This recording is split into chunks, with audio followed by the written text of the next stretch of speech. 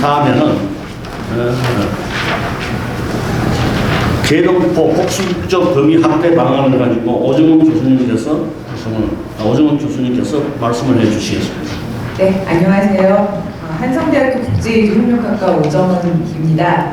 제가 사실 이 복수국적에 대해서 몇 번 글을 쓴 적이 있었습니다. 그리고 이 복수국적이라는 것이 이제 재외동포 사회에서 굉장히 오래전부터 요구가 있었는데 그것이 한국에서 또 받아들여지기 힘들었던 이유도 있고요. 그렇다고 옛날에 안 했으니까 계속 안 바꾸는 것이 아니라 어떤 전향적인 생각을 할 필요가 있다라는 부분에서 이제 같이 말씀을 나누고자 합니다. 우선 많은 분들이 알다시피 국적하면은 그 나라의 국민을 정의하는 거잖아요. 그래서 오래전부터 이제 한국이 아니라 전 세계적으로 예전부터 이제 국적이라면은 그 국가 구성원을 인정하는 것이고요. 그 상황에서 국가 구성원이라는 그 국가 개념에서는 그 나라에서 태어나서 살고 있는 사람이 우리 구성원이다라는 인식이 있다 보니까 전통적으로 국적은 너무나 당연하게 그냥 그 나라에 살고 있는 그 사람. 그래서 그 사람 하나, 국적은 하나라는 개념이 있었습니다. 사실 19세기, 그러니까 1895년에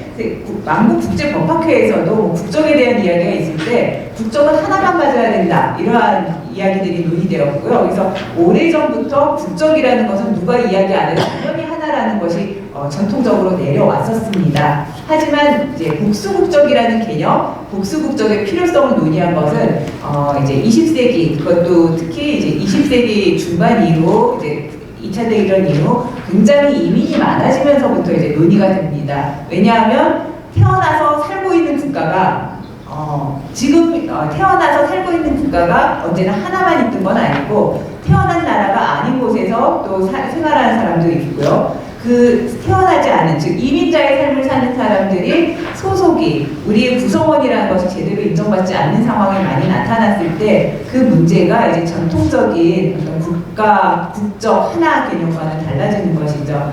근데 이 국가 개념이 달라지고 국적 개념이 달라졌지만 그것을 법으로 바꾸는 거에는 이제 굉장히 많은 이제 어떠한 철학적인 이유와 그리고 또 나중에 그 정서와 이런 부분이 있었습니다. 제가 여기 글에는 이제 적어드렸고 5분 내에 이제 말씀을 드리기 위해서 그냥 핵심만 말씀을 드리면은 이제는 글로벌 시대다 하면서 다른 나라들도 태어난 나라와 생활하는 나라 또 어떤 사람들은 딱 한 나라에서만 생활하는 것이 아니라 오가며 생활하는 사람 이런 상황이 많을 때 단일 국적이라는 것을 좀 다시 생각해보고 시대에 맞게 그 당연하다는 것 또한 달라져야 된다라는 개념에서 이제 복수국적을 인정하는 나라가 많아집니다. 그리고 그 복수국적을 인정하는 가장 큰 이유는 사실은 이것이 이익이다, 국가 이익이다. 국가의 정책적이라면은 국가에는 무슨 혜택이 있다라는 것이 분명히 있어야겠죠. 한국은 오랫동안 국적에 대한 것을 이제 단일국적주의로 1948년에 처음으로 국적법이 만들어졌는데 그때부터 너무나 당연하게 단일 국적만 했었고 이제 만약에 국가에 따라서 이제 국적을 부여하는 게 달라서 본인이 원하든 원하지 않든 이중 국적의 상황이 되면은 성인이 되었을 때 반드시 의무적으로 하나를 택하도록 하고 안 택했으면은 한국 국적을 박탈함으로써 자동 정리하고 이런 법이 굉장히 오랫동안 왔었습니다. 그런데 아까 잠깐 제가 이제 논의 말씀드렸듯이 외국에서도 요즘 복수국적 많이 하는데 분명히 이익이 있는데 그럼 그 이익이 뭔가 봤더니 글로벌 시대에 이제 우리의 재외동포 같은 역할이죠. 거주국과 출신국을 오가면서 글로벌 인재로 확실하게 활동하려면 소속을 복수국적을 가졌을 때 더 분명한 가교 역할을 하는 거 아닌가. 그것이 다른 나라에서도 복수국적을 인정하는 거 아닌가. 우리도 좀 전향적인 사고를 가져야 되는 거 아닌가. 이런 논의가 많이 되면서 한국에서도 이제 국적법에 대한 논의가 이제 이민과 관련해서 논의되었고요. 그래서 지금 이미 알고 계신 분도 많이 계신데 아직 모르는 동포분들도 많이 계시더라고요. 한국은 2011년 1월 1일부터 부분적으로 이제 복수국적을 허용하기 시작합니다. 그런데 복수국적을 허용하는 나라도 있지만 안 허용하는 나라가 아직 더 많거든요. 그래서 아주 자신감 있게 개방적으로 하지 못하고 굉장히 예외적인 상황에 한해서 이제 복수국적을 허용하는 것을 지금 하고 있습니다. 현재 대한민국 국적법에 따르면 복수국적이 허용되는 것은 크게 두 분류입니다. 그러니까 자신의 의지와 무관하게 복수국적이 된 사람, 즉 선천적 복수국적자인데요. 한국에서는 국적을 줄 때 부모의 성이 자식에게 가듯이 부모의 국적이 자녀에게 가는 혈통주의 국가입니다. 그래서 부모가 한국인인 사람들이 한국 국적을 받는데 이제 미국 같은데 대표적으로 미국은 미국 땅에서 태어나면 다 국적을 주는 출생지주의.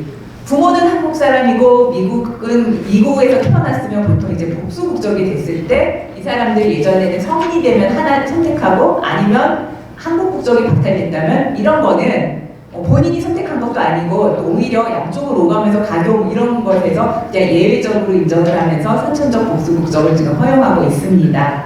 또 다른 한편에서 지금 이제 부모의 국적이 자녀에게 간다는 것이 원칙인데 예전에는 그 부모가 1948년에는 아빠만 국적을 줬어요. 엄마 국적은 상관없었어요. 하지만 이것이 이제 남녀 평등에 위배된다고 해서 이제 남녀 평등에 따라서 엄마와 아빠가 국적이 다르면 그 아이는 태어날 때 엄마 국적, 아빠 국적 둘 다 같습니다. 이 아이가 예전에 성인이 되면 하나를 선택해야 됐던 거 지금 선택 안 해도 됩니다. 이런 경우가 이제 복수 국적이 인정되고 그 밖에 몇 가지 사유가 있습니다. 그래서 예를 들어 결혼이민자 같은 경우 결혼이민자는 왜 지금 한국인과 결혼한 외국인 이런 경우 왜 복수 국적을 주게 되었냐면 한국인과 결혼을 하고 이 결혼이민자는 한국에 정착하려고 와서 한국의 국적을 취득했는데 때로는 이혼할 때가 있습니다.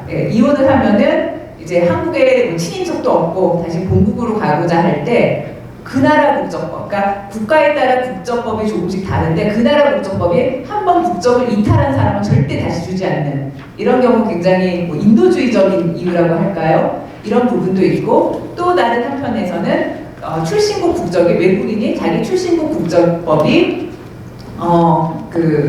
어떤 국적을 절대 이탈을 못하게 하는 국적법도 있다고 합니다. 국민이 줄어드니까. 그래서 한국인이 되고 싶어서 이제 한국 국적을 받으려고 하면 한국은 단일 국적주의이기 때문에 반드시 국적 취득, 귀화 시험을 통과하면 저쪽 나라 국적 포기했다는 증명서 내라 라고 했거든요. 1년 이내에 꼭 내야 된다. 근데 그거 못 내기 때문에 아예 한국에 살면서도 한국 국적을 취득 못하는 사람 이런 경우가 있어서 이제 외국인도 일부 이제 피치 못할 사정이다 하고 복수 국적을 허용한 게 있었습니다. 그리고 좀 전향적으로 간 것이 아마 아시는 분들 많으실 거예요. 만 65세 이상의 동포들, 그러니까 예를 들어 미국에서 뭐 캐나다에서 현지 국적을 취득하고 그래서 한국 국적이 없어지고 살던 분들이 노년이 되어서 한국에서 살고 싶을 때 이제 국적이 외국이다 보니까 아무래도 한국에서 사는 것이 뭐 F4 비자라고 하는 재외동포 비자를 받더라도 여러 가지 불편하더라 했을 때 아예 한국 국적을 부여를 하는데 젊은 사람은 안 되고요. 만 65세 이상만. 65세를 기준으로 했던 것은요. 젊은 사람이 미국에서도 활동하고 한국에서도 활동하면서 오가면서 활동을 하는데 뭐 세금이라든가 뭐 국민의 어떤 일자리라든가 이런 부분에서 이 국민 정서상 약간 박쥐 같은 행동이라고 할까요? 갑자기 외국인이 됐다가 갑자기 한국인이 됐다가 이런 것이 이제 경제 활동이 활발할 때 더 많은 충돌이 있을 것 같아서 은퇴한 나이 이제 65세 이상의 동포들은 복수 국적을 허용해 줍니다. 이 정도가 지금 있는데요. 뭐 더 세부적인 것도 있지만 이제 제가 여기서 논의하는 거는 동포들 사이에 65세가 아니더라도 그리고 지금 이제 선천적이 아니더라도 외국에서 생활을 하면서 한국 국적을 굳이 버리지 않고 외국 국적도 취득하면 좋겠다. 그렇게 하는 나라도 많다라는 이제 요청들이 있고 그것이 사실 진짜로 이민이 많은 나라에서 많이 있었던 법인데 한국은 왜 못 받아들이는가 이런 이제 논쟁들입니다. 거기에 대해서 제가 이제 결론적으로 아주 간단하게만 말씀드리면 찬성론과 반대론이 있습니다. 찬성하는 사람들은 이제 동포들의 정말 좋은 마음, 글로벌 인재로서 나는 외국에서 살고 있어도 내 출신이 한국 아니냐, 내 자식들도 한국의 혈통 아닌가 해서 이제 복수 국적을 좀 이제 전향적으로 개방적으로 하면은 오히려 한국이 이 글로벌 인재를 더 잘 활용할 수 있다. 그리고 한국 입장에서도 지금 인구가 계속 줄어들고 있는데 외국 국적을 취득함으로써 국적이 이탈되면 국민수가 줄어드는 건데 국민수도 확보하는 거 아닌가라고 해서 이제 긍정적으로 생각하는 쪽이 있습니다. 반대로 부정적인 의견을 하시는 분들은 여러 가지 얘기했는데 만약에 이제 국적이 두 개인 사람이 어떤 무슨 국제 분쟁에 휘말렸을 때 그러면 국적이라는 것은 단지 그냥 내가 이 나라 사람이다 선언뿐만 아니라 국가가 보호를 해주는, 국가로부터 보호를 받을 권리를 가지는 상황인데, 국제 분쟁에 이 복수국적자가 이렇게 휘말리게 되면 어느 국적에서 지금 도와줘야 되는 건가? 누가 책임인가? 그리고 서로 책임진다고 해도 문제고요. 왜냐면 충돌하니까 서로 너희가 해라라고 하는 그러한 어떤 이제 오히려 더 안 좋은 상황이 있을지 않을까. 해서 어떠한 그 외교적 보호권 문제가 충돌하는 것을 우려하는 사람들이 있습니다. 또 이제 많은 국민들 사이에 최근에 이제 동포에 대한 안 좋은 인식을 가진 사람도 있거든요.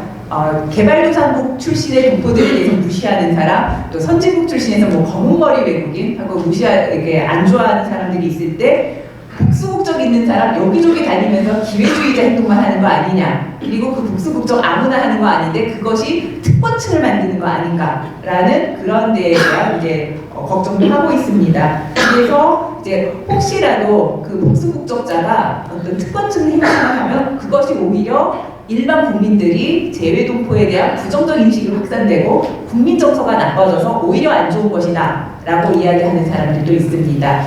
찬성론과 반대론이 둘 다 일리는 있습니다. 근데 이제 중요한 것은요, 이러면 이래서 어렵고 저러면 저래서 어렵고 하면은 보통은 안 움직여요. 그런데 반면에 이러면 이런 장점이 있을 것이고 저러면 저런 장점이 있을 것이다 라고 했을 때는 긍정적으로, 진취적으로 도전을 해볼 필요가 있습니다. 즉, 아까 전에 이제 뭐 외교적 보호권이라던가, 뭐 이제 국민 여론이라든가 뭐 이런 것을 고민만 하고 안 하는 것이 아니라 오늘날 글로벌 시대에 분명히 장점이 보인다면 그것이 이제 특산국론이라는 그 머릿속의 생각만이 아니라 조금씩 복수국적의 이제 범위를 조금씩 확대해보는 건 어떨까? 조금은 더 문제가 없는 선에서 많은 이제 동포들이 이제 그 복수국적 허용 연령이 65세보다 좀 낮아지면 어떠냐고 하는데, 그거에서는 약간 그 주무부처에서 굉장히 혹시 너무 어디까지 낮추냐에 따라서 이제 국민 일자리 충돌이라던가 아까 뭐 이런 부분에서 굉장히 난색을 표하고 있습니다. 하지만 다른 한편에서 뭐 최근에는 이제 입양인이라고 하죠. 한국 출신 입양인이 외국에서 외국 국적을 가지고 생활하다가 한국에 다시 오고 싶을 때 그것은 또 자신의 의지와 무관하기 때문에 이제 복수국적 뭐 이런 일들이 있다면, 예를 들자면 자기가 한국에서 태어났는데 외국 국적을 나중에 취득한 사람들은 지금 웬만하면 복수 국적이 허용이 안 되거든요. 근데 본인의 의지로 취득한 게 아니라 미성년자 시절에 부모가 국적을 취득하면서 이제 수반 취득이라고 해서 자신이 선택이라기보다는 이제 자동으로 이제 부모 따라서 하게 된 이런 사람들이라던가, 예를 들자면 또는 한국인이 현지에서 이제 결혼을 했는데 그리고 현지에 살려고 외국 국적을 취득했는데 뭐 이혼하기 위해서 결혼한 사람은 없지만 한국도 여러 가지 이유를 댔을 때 한국에 다시 돌아올 수도 있고, 아니면은 친정은 다 여기 있는데 뭐 여기 자기의 출신 집은 있는데 뭐 등등 해가지고 여러 가지 좀 상황을 고려하면서 아예 안 움직이는 것보다 한 발짝, 이미 이제 선천적 복수국적을 허용한 것도 한 발짝 나아간 것이지만 조금씩 우선순위 확대 범위를 하는 것이 전면 확대보다는 이제 좀 안정적으로 시도하는 부분 아닐까라고 생각을 해보았습니다. 그래서 제가 여기서 이 사람 먼저 하자, 저 사람 먼저 하자라는 걸 섣불리 말씀드리기는 어려울 것 같습니다. 단 강조하고 싶은 것은요, 지금 이민과 이제 국적법은 굉장히 밀접하게 연결되어 있는 상황인데, 국적법을 연구하면서 이민과 연계하고 이민사회와의 그 밀접한 관계의 그 파급력을 연구하는 사람이 많지 않습니다. 그래서 이런 부분이 좀 더 적극적인 연구 지원, 그리고 좀 연구자의 그 관심 확산의 어떤 계기로서 국가에서도 관심 가져주시고 연구자도 많이 배출될 수 있는 그런 환경이 되면 좋겠다. 그래서 움직이지 않고 두려워만 하는 것이 아니라 한 발씩 나아가야겠다라는 것으로 저의 발표를 마치겠습니다. 감사합니다.